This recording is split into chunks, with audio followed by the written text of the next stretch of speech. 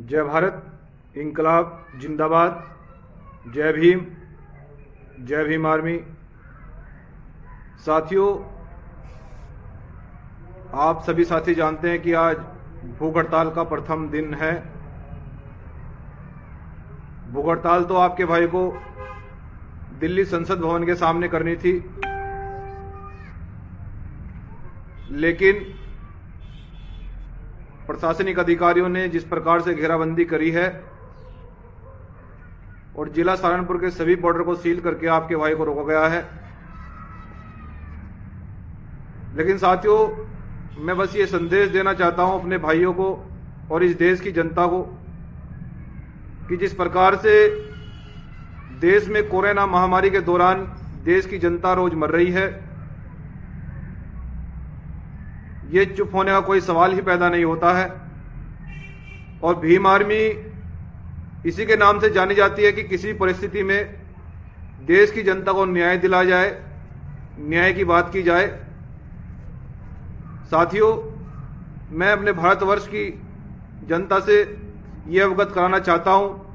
कि जिस प्रकार से हमारे भारतवर्ष में लोग अस्पतालों के बाहर दम तोड़ रहे हैं और डेड बॉडी, उनका अंतिम संस्कार भी नहीं किया जा रहा है, बल्कि उनकी डेड बॉडी तालाबों से, नदी से बरामद की जा रही है। देश की इतनी भयानक स्थिति हो गई है और उसका कारण सरकार व्यवस्था नहीं कर पा रही है और सरकार व्यवस्था नहीं करना चाहती है। उसका मुख्य कारण यही है, जिस प्रकार से और जिस कारण से आपके भाई को भूख हड़ताल पर बैठने के लिए मजबूर होना पड़ा। हमारा मकसद हंगामा खड़ा करना नहीं, हमारा मकसद केवल यह है कि किसी भी हाल में यह सूरत बदलनी चाहिए। वर्तमान स्थिति जो भारत देश की है, जिस प्रकार से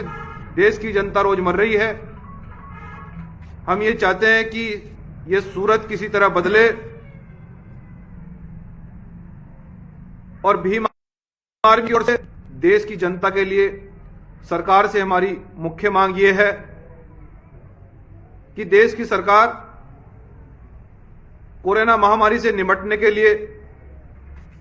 सर्वप्रथम तो वेंटिलेटर उपलब्ध करवाए, क्योंकि देश के अंदर कोरोना पीड़ितों को वेंटिलेटर उपलब्ध न होने के कारण उनका निधन हो रहा है, उनकी मौत हो रही है। कुछ लोगों को ऑक्सीजन उपलब्ध नहीं हो रही है, कुछ लोग इसलिए दम तोड़ रहे हैं। तो हमारी मांग में प्रथम बिंदु तो यह है कि सरकार वेंटिलेटर, जहां जो कंपनी, जो औद्योगिक क्षेत्र वेंटिलेटर का उत्पादन करते हों, उनको सख्त से सख्त ये निर्देश किया जाए कि आप लोग वेंटिलेटर का उत्पादन कीजिए। और हम सरकार से ये भी अवगत करा रहे हैं कि वेंटिलेटर उत्पादन के लिए उनको जीएसटी में छूट दी जाए, उत्पादन कर उनका शून्य किया जाए, जिससे कि वेंटिलेटर व ऑक्सीजन सिलेंडर अधिक से अधिक मात्रा में उपलब्ध हो सके और कोरोना मरीजों के लिए उनको उपयोग में लाया जा सके। और हमारी दूसरी मुख्य मांग यह है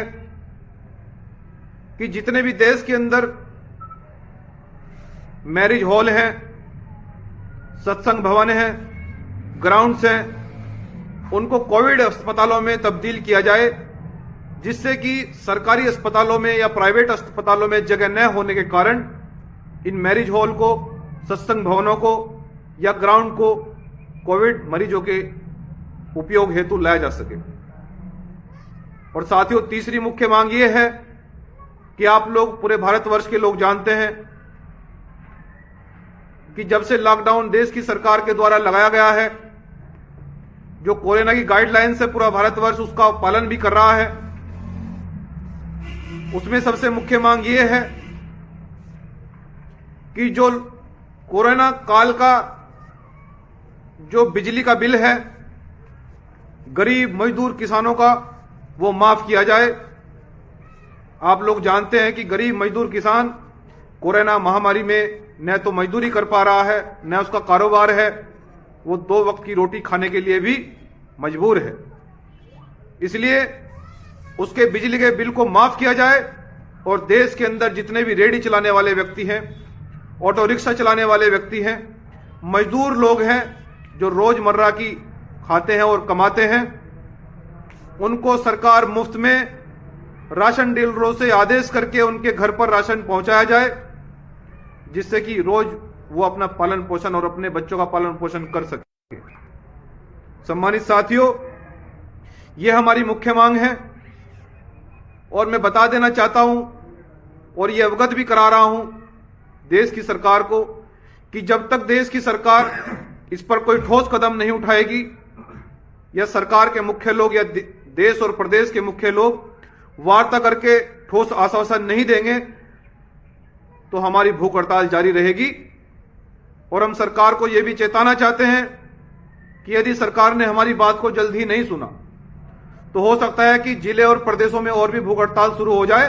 और ये आंदोलन उग्र रूप ले ले। तो इसलिए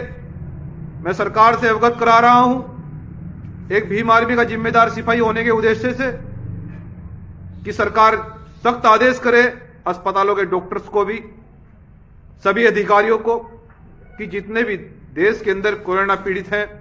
मरीज हैं, उनको मुफ्त में दवाई दी जाए, उनको ऑक्सीजन उपलब्ध कराई जाए, उनको वेंटिलेटर उपलब्ध कराए जाएं, जिससे कि देश में महामारी से बंदोबस्त किया जा सके, इस महामारी से बचा जा सके, इस देश की जनता को बचाया जा सके और मजबूत राष्ट्र का निर्माण किया जा सके। सम्मानित साथियों, तो आज भूख हड़ताल का पहला दिन था। आपका भाई अपने ही आवास पर भूख हड़ताल के लिए बैठ चुका है और मेरी भूख हड़ताल ये सरकार तय करेगी कि कितना लंबा वो भूख हड़ताल को चलाना चाहती है और कितनी जल्दी वो मेरी भूख हड़ताल को समाप्त कराना चाहती है। जब तक देश की जनता को निजात नहीं मिलेगा, देश की जनता के लिए कोई ठोस कदम नहीं उठाए जाएंगे, तो हमारी भूख हड़ताल जारी रहेगी। साथियों, जैसे भी अपडेट होगी आपको अवगत कराते रहेंगे। आज भूख हड़ताल का पहला दिन था। आप सभी भाइयों से, इस देश की जनता से